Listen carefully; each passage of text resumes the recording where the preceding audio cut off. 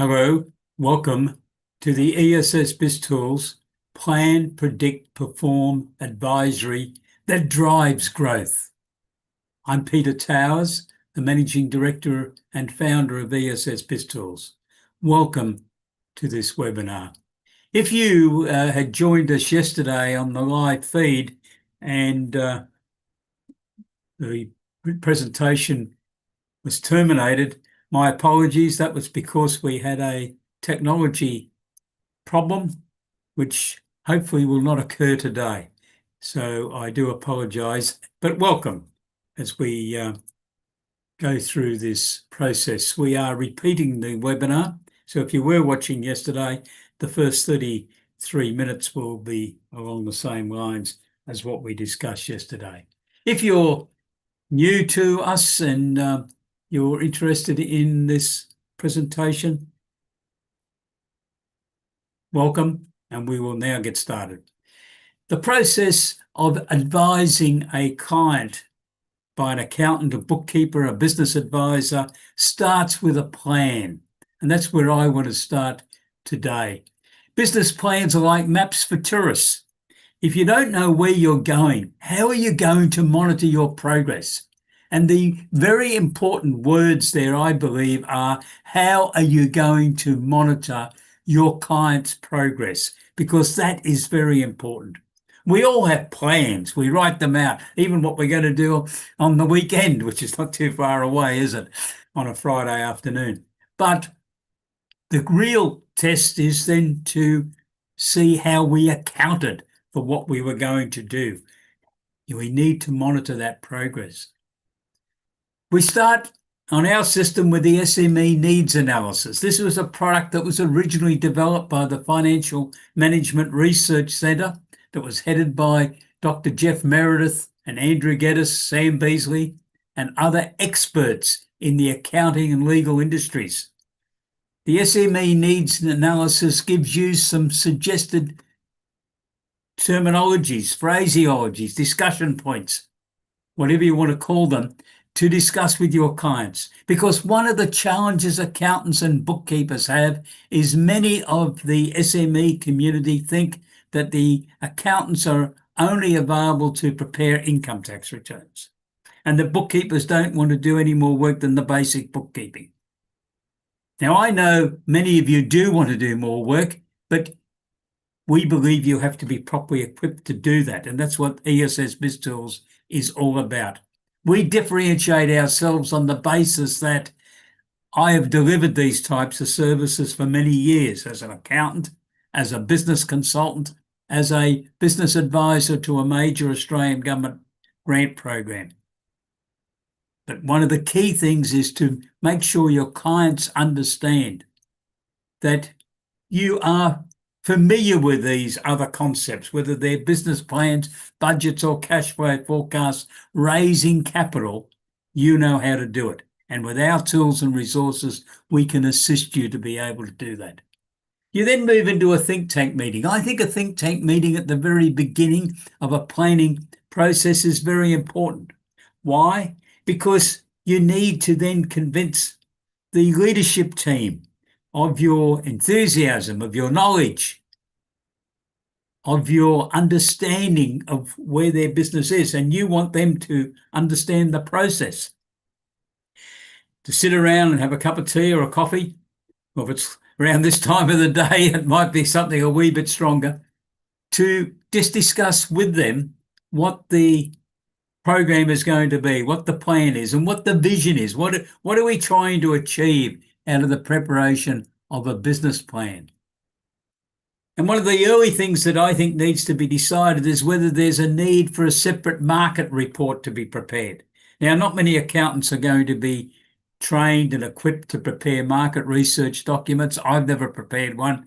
I've read hundreds of them, but I've never prepared one because I think that's an expert area, that you should have someone who is competent at the analysis of market conditions to be able to prepare those reports. And in our system, we have a document that you can brief the marketing consultants that you have invited to submit a proposal to you for consideration by your client as to what the concept is. Why are we wanting a market research document? What's it going to be used for? I think that's a courtesy to let them know that it may be going to be used in a document which is going to be utilised to raise capital of up to $5 million, utilising the crowdsource funding equity raising. You're immediately alerting the marketing consultant that this is serious. You're looking at trying to raise a sum of money from arm's length investors, and they should be aware of that to make sure they do dot their I's and cross their T's. Similar sort of comments can be made about the export market. If there is opportunities for your client to be able to participate in exporting activities, there are people who specialize in the preparation of export market reports that could be commissioned on the same basis to prepare that document. So let's just go through what you then would be discussing with the leadership team. I think it's an idea to give them a briefing as to what you're going to be looking at in the preparation of the business plan. The current financial position. What's the vision for the business? What's their vision? You need to be able to make them start thinking about this. What's the strengths, the weaknesses, and the opportunities and the threats of this business? The SWOT analysis. Put up some separate sheets of paper. We used to call them butcher paper. I don't know whether that's quite the term anymore, but write down what they say and analyze it. Because your role is to act as the facilitator on this process, I believe. You're not there as the sole person who's going to prepare the document. You need to get the input from the leadership team. You then assemble that information, put it into a nice presentation, and then resubmit it to them for them to go through and edit it, if you like, and say, well, yeah, we don't agree with that. No, you misunderstood that. Make the changes and get a workable document. The important thing is that you get their acceptance of it. I like having the leadership team sign the document at the end of the process, because they are then committing themselves to implement this document, because it's going to have a lot of words in it. It's going to have a lot of detail in it. Someone has got to undertake the task of implementing. At each monthly meeting, they should be considering where they are on the implementation of the business plan. It's got to be a real working document. And the way to achieve that is to have their buy-in right from the start. I think you need to have a bit of comment on the history of the business. They might have a 30-year anniversary coming up soon. It's a great opportunity to have a launch, to get some material onto social media or onto the local newspapers if they still exist in your area, and talk about the history of the business. The leadership team needs to be identified, of course, and that might get back to the leadership team roles. They may have to be defined better for the purpose of the business plan. And it's a great opportunity to look at the professional development opportunities that are available for the leadership team. Do they need to undertake the Institute of Company Directors diploma course? Or are you able to use the material which we've developed within ESS BizTools based on my knowledge of corporate governance and having participated and obtained the diploma in company directors through the Institute of Company Directors? Do your clients need to go to that level, or do they need a working overview of the director's duties and responsibilities in corporate governance? If so, if you're a subscriber to ESS BizTools, you have that available in the system to use. But what other professional development activities do they need?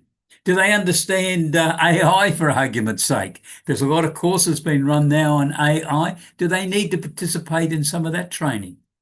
Do they need more training in the use of computers, being able to present webinars, Zoom meetings, if that type of communication is important in the business? Who's the team? Who are the team members? What's their classifications? Have they had the appropriate training? And do they have the required licenses for whatever they're doing? This is very important. If your client is operating machinery and vehicles that have got different types of licenses required to operate them. It's important that there's a register kept of who has got the licenses for which equipment, and that the managers make sure that it's only those persons who are operating that piece of equipment or driving that truck or whatever. Because if there's an accident, if there's a problem, there will be all sorts of governmental inquiries, and it could be very high penalties for the business if the wrong person was driving that vehicle. Resources. What are the resources of the business? Are they up to standard? Do they need revision? Do you need to look at making changes? Clients. Who are the clients of the business? Are they good, or are they just only coming to you for specials? Do they refer other people? Have you established a client advisory committee? How often does it meet? Who's the coordinator between that committee and the leadership team and ultimately the board of directors? What services does your client supply? Are they good at it? Would they like to add other services? What's got to be done to develop those other services? Have they got to go through a 6-month development process to get those services finished? Maybe they're going to identify them in the business plan so that they're put on someone's action plan to make sure they are developed and then able to be delivered. Project management, if that's part of your organization and you're involved in that type of activity, who coordinates it? Who runs it? Are you delivering at the highest possible level? Licensing and accreditation. I've probably covered licensing already, but what accreditation's required? What level of activity can you conduct? If you're involved in the building industry, in most states, there's levels of income that can be generated based on the ratings that the government agency has given your client. You need to make sure they understand that they're not going into a zone that they're not supposed to be operating within. The business operations. Where are they? What are they? How many different individual business activities have we got? There should be a short overview of each of those activities in the business plan. Research and development. It's a great initiative for businesses to undertake research and development. And there's also significant taxation advantages for a business. And there's different levels based on turnover. The first level expires at 20 million turnover, and then there's a 50 million turnover, and then there's above 50 million turnover, where there's different taxation treatments. In our system, you've got full access to our full research and development product, which allows you to be able to communicate with your clients about that. And if someone's undertaking research and development, there's undoubtedly going to be prototypes. But a prototype can look like any type of thing to start with. It might look like that, and the intention is to get something to look like that at some future date. What's got to get done? What's the plan? What's the process? Who's going to have to be involved? Do we need an expert person to help with the development of that headphone, or can the internal team within your client's organization develop that project? Who are the suppliers of raw material if the business is utilizing raw material? And where do those supplies come from? And if they're importing supplies of raw material and stock from overseas, completed stock, where's it coming from around the world? Because unfortunately, around the world, we've got wars being fought, and shipping companies are trying to divert around those. And what that's doing is causing delays in getting products into Australia. Now, what happens then, as I can work out in working with some of my clients, is that inventories build up because they say, gee, we used to be able to get new stock in here every 3 weeks, and now it's taking 6 weeks. So we need to build up our inventory. On its own, that's probably not too bad, but what's it doing to the cash flow? Because undoubtedly the supplier will still want to get paid as soon as his product's put onto a ship to bring it to your client. So what's that do to the cash flow position? Is that going to blow it out? especially if your client is undertaking a major capital expenditure program as well, and perhaps a research and development, which is going up and up, or doing some other activities. Just what's the effect going to be on the cash flow forecast? Who are the competitors? Encourage your clients in the leadership team to write down the competitors and then do a competitor analysis. And in our material, you've got the competitor analysis resources that you can utilize to analyze the competitors. And I think it's always very good to play the devil's advocate when you get to competitors and say, well, who are your competitors? And if most of the competitors or all of the competitors at this stage are basically similar size businesses, to ask, who's the gorilla in this industry? Who's the huge player? And obviously, if you're looking at the hardware store industry, for argument's sake, there is a very big player, isn't there? And then ask the question, what would be their strategy if that huge industry player opened within a few kilometres of their business, or maybe even within 20 kilometres of their business? What would be the effect? What would be the defence mechanism they'd like to have? Because I think you should be encouraging them to think about that now so that they've got some plans laid for it, to think about it. Risk management, a huge area, but not enough people think about it. There can be all sorts of risks in running a business. There's the obvious ones. If you don't pay the tax department, they're likely to take action and could wind the company up. But there's all sorts of other risks. There's climate risk, there's suppliers risk, there's customer risk, there's risks that can accrue because of people making incorrect statements or breaching confidentiality arrangements. They should all be listed. And in our system, we have a checklist of those together with some notes on each of them. But your client might have some unique risks that need to be identified. Communications. How are communications conducted? Is it using Zoom? Is it using the internet? Or are we still writing letters? And how do people get feedback of what's happening? Succession. Succession's a huge item within businesses. There's succession of the CEO or the managing director or the owner, but there's also succession of people at every level in the business.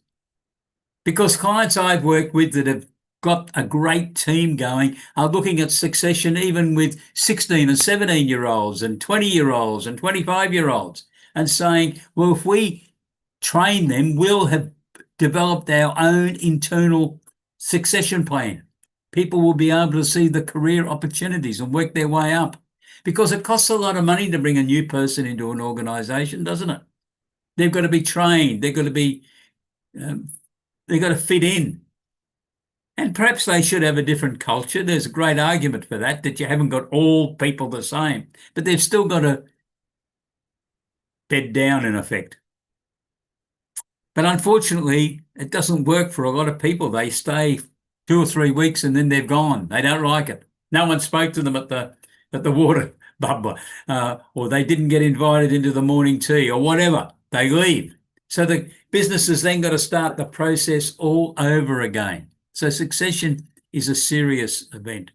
What organisations is your client a member of? Are they getting value from that membership? Because everything costs money.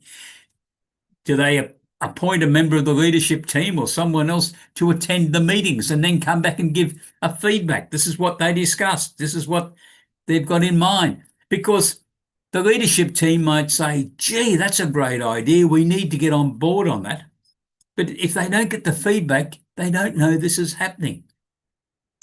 Board of advice, I'll start with. Board of advice. A lot of SME companies are now utilising the board of advice, which might be 2 or 3 business people, not just mates, but business people, preferably not mates, in my opinion. People are a bit at arm's length.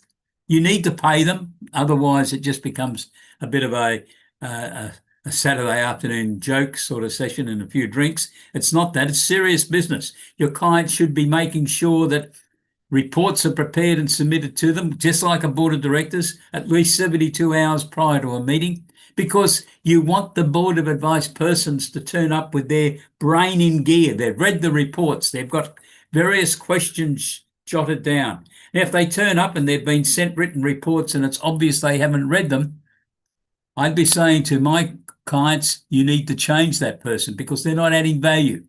They need to be turned up. They've read the material. They've got some questions. They've got some comments, or they've made observations that they've seen someone else doing something similar or whatever.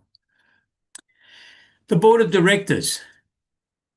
It's an important role, and especially if you're acting for a client that's wanting to scale up, to grow, to go from a $2 million turnover now to a $10 million turnover in 3 years' time. They are going to need that structure built around a board of directors. Public companies don't have board of directors just for the sake of it. They have them because that is the pivotal anchor to keep the business going.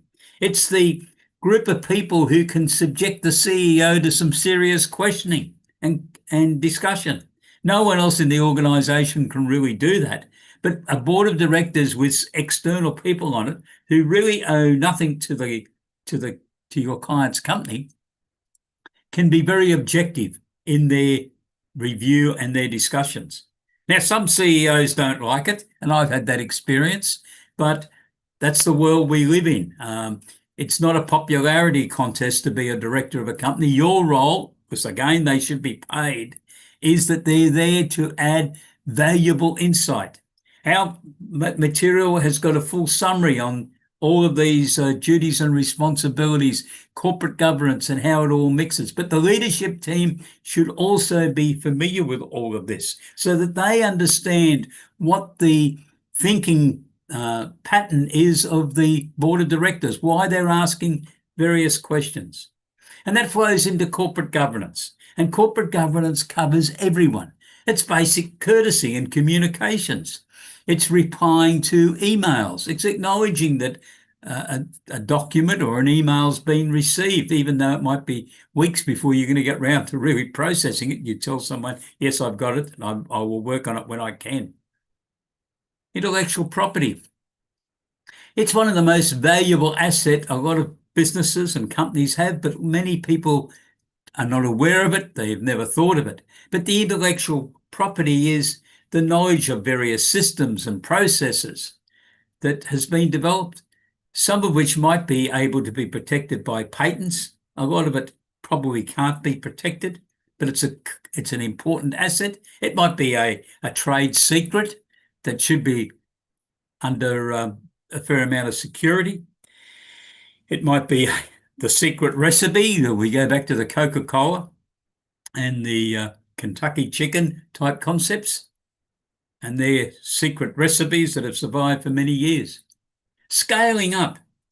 Scaling up in the American tradition is a lot bigger than what we look at in Australia because the American companies seem to be a lot bigger. After all, they've got a 340 million population market compared to ours, 27 million. But some of our companies do scale up. You've only got to look at some of the success on the stock exchange, and they started as small businesses. If you can encourage those type of clients, you can have a great activity, a great journey with them because they're on a journey and they need a lot of the services you can supply. Now, they might outgrow your firm down the track, but in the beginning, they need input of great advice. And this is interesting work for your team, working on these people who are scaling up. I will add a word of caution. They can be time poor, in a hurry, sometimes impatient, but they don't know everything and they do need strong financial support, which is what we're on about, helping you to be able to supply that and understand why they need it, because they're wanting to grow and they're wanting to move fast. There's opportunities in the marketplace that they've sensed, that there can be 100 other people around Australia doing the same thing, or indeed around the world. Quality assurance is very important. There should be systems prepared internally by the leadership team Perhaps on the accounting side, your team would be preparing it.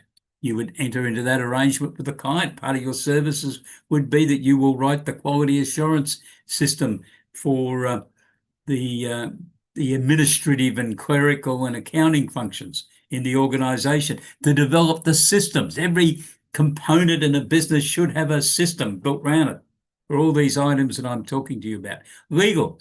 Who's the legal advisors? What's the process? Is there an understanding of what matters should immediately be reported to your legal advisors if there's an issue? Or is it something that's delayed and not done? I've had some experience of what can occur when there is not a set process for referring matters onto legal advisors, and it can be very costly if it's ignored. Expenditure budgets. The planning process is to look at these key items: capital expenditure, research and development, export market development, if that's what they want to do, perhaps acquiring other businesses. What's involved? What's the cost estimates? And we need to try to get accurate on cost estimates. I'm amazed at some of the variations in cost estimates for major government projects. I don't know how you can be out billions of dollars if it was done right in the first place, but it seems to every major project just seems to blow out. Well, we're running small businesses, or we're advising small businesses, and they haven't got the opportunity of just going to the taxpayers and getting another $1 billion, do they? We need to try to encourage the leadership team to really pin down and have fairly as accurate as they can estimates as to what these costs are going to be, because all this is ultimately going to get built into the predictive accounting reports, which I'm coming to shortly. Financing of the business. When I started advising SMEs, there was only one way to raise capital by a private company, and that was through Section 708 of the Corporations Act and the state acts that had similar sections to 708. They were all the same around Australia, but they all had different numbers. When the Uniform Corporations Act was brought in 2001, it was called 708 in the Corporations Act. So we now have opportunities not only from Section 708, but for crowdsourced funding, equity raising to raise capital for a company with a turnover under 25 million, and that's where it cuts out, and that's an international turnover. $5 million can be raised within 12 months, and it can be repeated in the following years. But there's a process. Company could be considered to be a young company, not a young executives, but a young company under 3 years of age. Every company can be looked at if they meet the other requirements. Some can go up to 6 years. Turnover's got to be under $200,000 and expenditure under $1 million in the previous 12 months. They can raise capital as an early stage innovation company. The big benefit is the government supplies an incentive payment to the investors. The company, your client, gets the $1 or $1.5 million, whatever they're wanting to raise, but they can then be eligible, the investors can be eligible to a payment of credits of their tax bills paid by the tax office on instructions from the Australian government. Now, isn't that great? They receive 20% of their investment as a tax rebate. But if they hold those shares that were allocated as part of this recognition that they are an early stage innovation company, they don't pay any capital gains tax if they hold those shares allocated as part of that process for more than 12 months and less than 10 years. No capital gains tax. Very attractive for investors. Unfortunately, not enough people seem to know anything about it. Worth thinking about. Government department interreaction. Which government departments, and you might have clients that don't have any interreaction as such other than with the tax office, but if they're dealing with other government departments, which might be the building industries do around the countryside, a lot of the clients do, well, what's their relationship? Have they got a process? Have they got a system? Alliances, if the client developed any alliances? And if so, what about the accounting system? The key aspects of the accounting system, I believe, is that they're using the 52-week business enhancement system, which we've really pioneered and advocated in Australia. Daily, weekly, monthly, and then repeated daily, weekly, monthly. The daily is a one-page brief report on any problems yesterday that goes to the leadership team. This is the bank balance. This is the debtors balance. And these are the bills that we must pay this week. It's a bit of a wake-up type document going to the leadership team members to remind them that they were going to ring 5 of the customers who haven't paid their bills on time, because by this sheet of paper, it's telling them the money's needed this week to pay the bills. And then we have the weekly performance and profitability reports, vital documents that should be prepared each week for each operation that the business is operating, because this is the control mechanism to help control activities in the business, to tell you whether you're on target or not. And if there's a variance, it should be investigated. This is how the big end of town run their businesses. And with today's software, technology and communications, you can do the same thing. You can offer this service to your clients so that they, at the end of a month, get the monthly accounts, which should be used to verify that the information that was generated on a week-by-week basis was accurate, because you want the leadership team to react to something that is not what was expected on a weekly basis to fix it, because it may be a problem that's going to stay in their system for the rest of the financial year, and you may only be in week 1 of the financial year. You need to get it corrected. So then we say, well, we may have received back by the time we go through all that, the export market development report or the marketing report, which the leadership team should be reviewing. Now, the business plan development process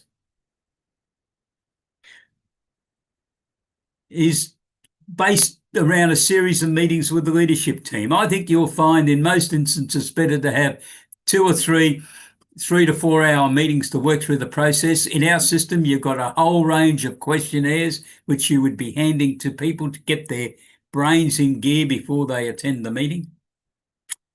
That will encourage debate to determine the vision. And I've said it a couple of times, make sure that the leadership team owns the business plan. That ownership's very important, as I said at the outset, because you really need them to be the implementers of the business plan. They've got to have this understanding that the development of the plan is only the beginning of the process. The plan then has to be implemented. It's not a document that's thrown in the bottom drawer and forgotten about until next year. It's a document that should be looked at each month to check the action plan to see what should have happened. And we're now ready to move on to the next important phase, and that's the financial interpretation of the business plan, because the business plan's listed all sorts of objectives. What are they going to cost in money? So this is the predict side of the story. Predictive accounting reports, we call them, and they comprise a budget for each individual business operation, the key driver sub-accounts. Now, these are these other things that can get hidden in budgets and cash flow forecasts. Some accountants do that.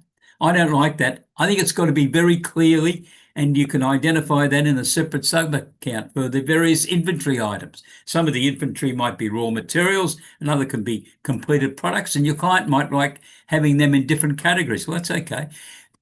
Then we got the debtors and capital expenditure. So why we've got these sub-accounts is to enable analysis of what the level is. So when debtors were done, if the debtors days outstanding figure was computed at being 40 days, and then after 3 months you notice that debtors days outstanding is blown out to 60 days, that's going to mean there are some cash flow problems emerging because the business is not getting the cash in quick enough. These are the monitoring areas you need to be looking at. Research and development, I've mentioned that before.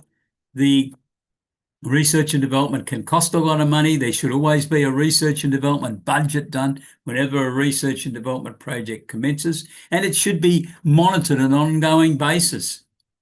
So it's included in the in this whole budget forecast. Export market development's the same. Do you know that a company with a turnover under $20 million, or any type of business, actually, it's not just a company, sole trader, partnership, trust company, can obtain the export market development grant, and over a 8-year period, a total of $770,000 could be paid across by the Australian government via Austrade. It's worth remembering and following through. We've got full details of it within our system for you to use. There might be some other extraordinary activities you need to look at. Creditors is another one of these items in the list of key drivers, because the creditors' days outstanding can be an important determination of cash flow. For argument's sake, if you did your budget and planning on the basis that creditors were going to be outstanding, or let me be naughty and say 50 days, not 30 days, 50 days, but then you find in actual practice it's down to 32 days, you've got to be able to say to your client, well, you told us you could operate and the creditors would allow you to go to 50 days. That's what we've done the budgets on. But you've now got someone that pays quickly. And sometimes this happens in accounting departments. Someone likes paying the bills.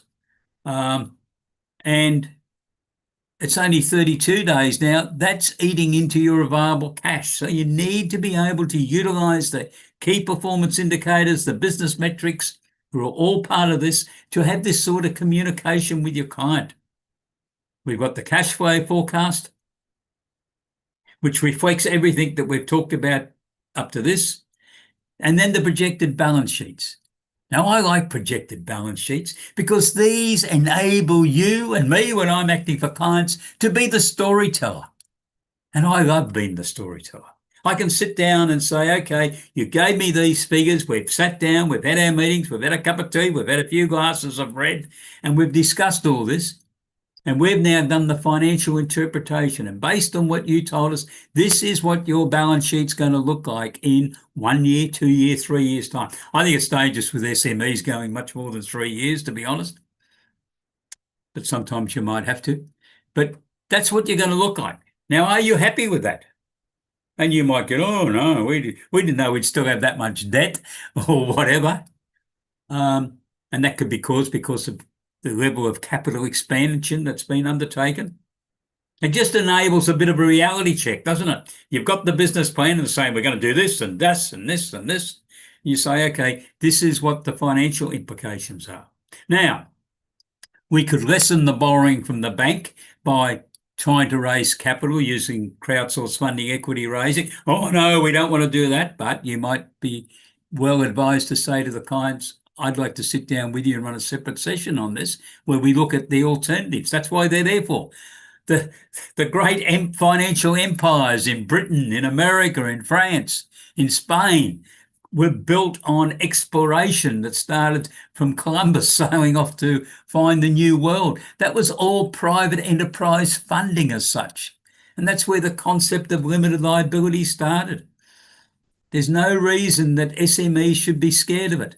Sure, they're going to have some other people on their board of directors, but they probably should have them in any case to help them if we're going to have enlightened operation of SMEs. Because let's face it, a lot of SMEs have got real difficulties at present. There's real challenges. We need to implement systems which will help SMEs survive, but also thrive. And the projected source and application of funds could also be prepared. Now, the draft predictive accounting reports, those budgets and cash flow forecasts, projected balance sheets, you'd be taking back to the board of directors, as I just said. To the leadership team. They'd be looking at that, and there could be some changes. So there might be a bit of toing and froing going on then, whereby the two documents ultimately do sync. So these are part of the processes that go on. And the real question is, are these changes realistic? I think it's unrealistic to do a plan for an established business and say, oh, well, the debtors' days outstanding are currently 49 days, but we'll get them back to 30 days and then prepare the budgets on 30 days. That's not realistic. It doesn't happen. Australia's got the highest debtors' days outstanding in the world. I hesitate saying that each time. I think it's a national disgrace, but we do. So getting debtors days down will be difficult. I've just got some examples there. Saying we're going to get it from 50 to 32 days, that's not realistic. And the other applies with creditors. If you did your budgets and said you'll pay your creditors in 40 days because that's what they expect, it's no use then saying, well, we'll try and run it on 60 days because the creditors probably won't give you the supplies. So we could have some tinkering. We could have some discussions about where the funding's going to come from. Looking at where the money's coming from, we've talked a little bit about this already. Borrowing money or raising capital from the public, you can do both. Borrowing money, of course, is going to cost interest and principal repayments month by month. Raising capital is an allocation of a percentage of the company and using someone else's money. Now, not every company will raise capital, and I should have that as a disclaimer, but a lot of them can. The crowdsourced funding equity raising has not fully operated in Australia yet, but $440 million has been raised. We need a lot more accountants to be talking about this to clients so that more submissions can be made. So we then go into prediction and planning resolution. So we've now got the final predictive accounting reports being prepared. I think it's prudent then to prepare a valuation of the business. What's the business worth? What could be done with it? And that document may well be required for the financiers if you're looking at dealing with potential new investors. And are the leadership team satisfied with the plan, the prediction, the business valuation reports? If not, we go back and start the process again.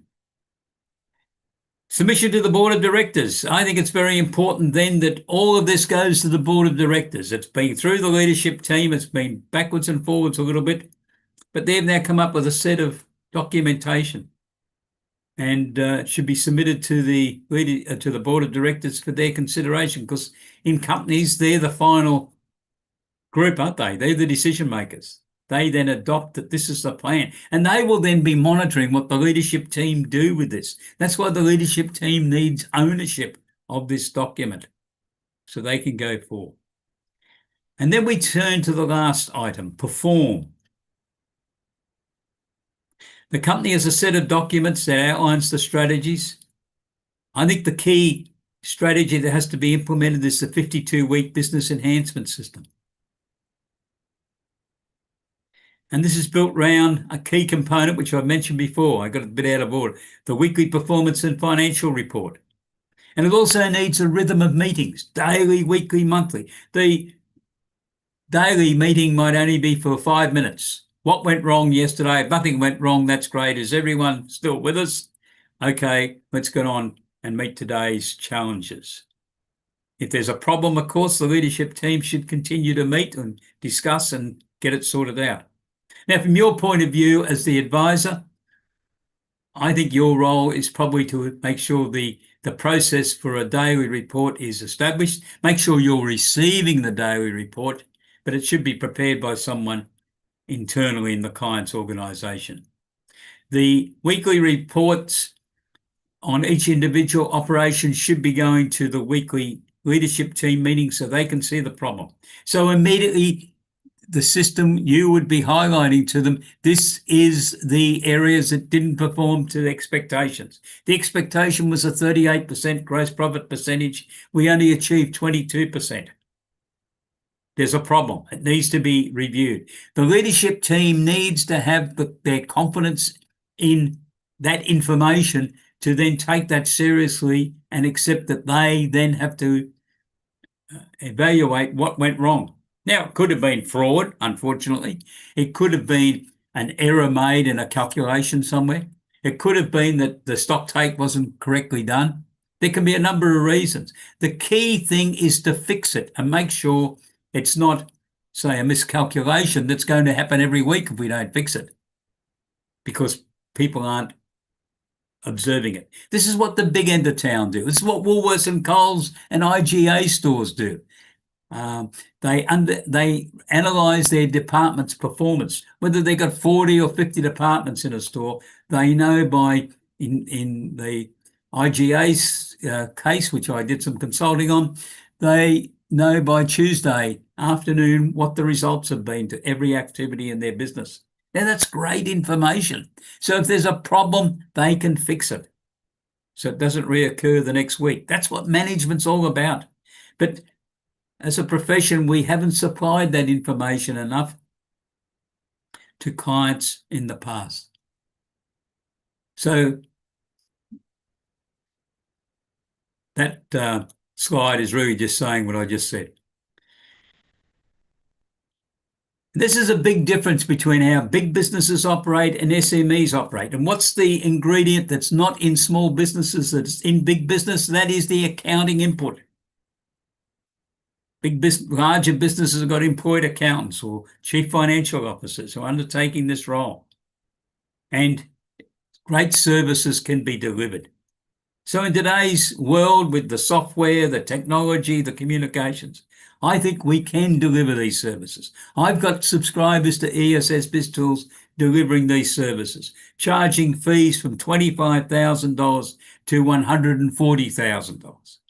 The guiding principle, I think, is keep it under what the cost would be for a full-time chief financial officer, and make sure you've got all the overheads built into that comparison. Now, you won't be there full-time.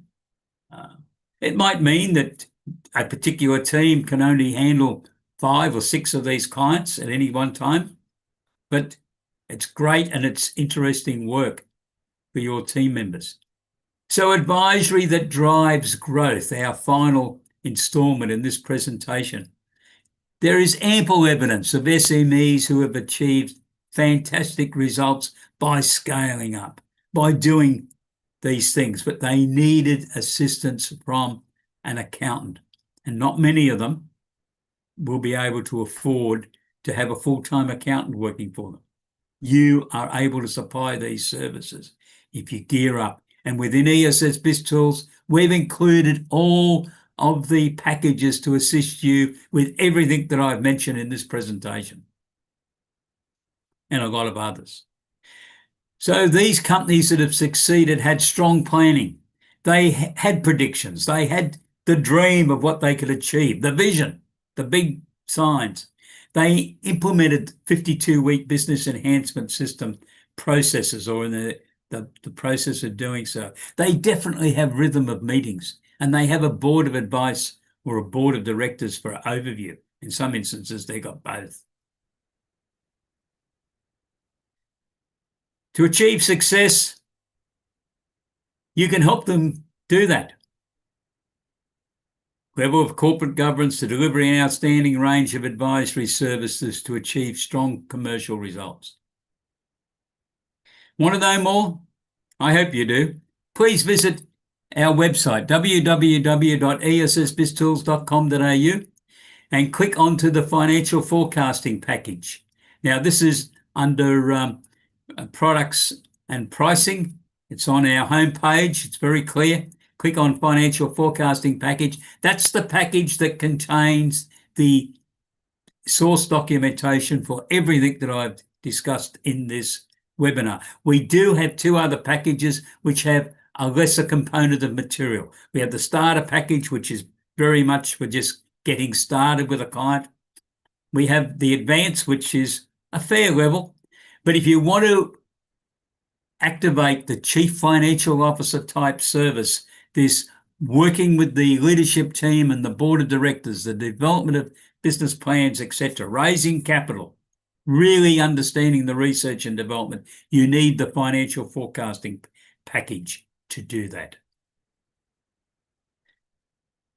You could book a meeting with me if you like, 40 minutes. We'll have a complimentary Zoom meeting, and I'll ask you some questions about your firm. You can tell me your vision, your strategies, what your scaling up dream is, and we could then give you a proposal of what we think would suit. So if you want to have that sort of service, please send me an email, peter@essbiztools.com.au.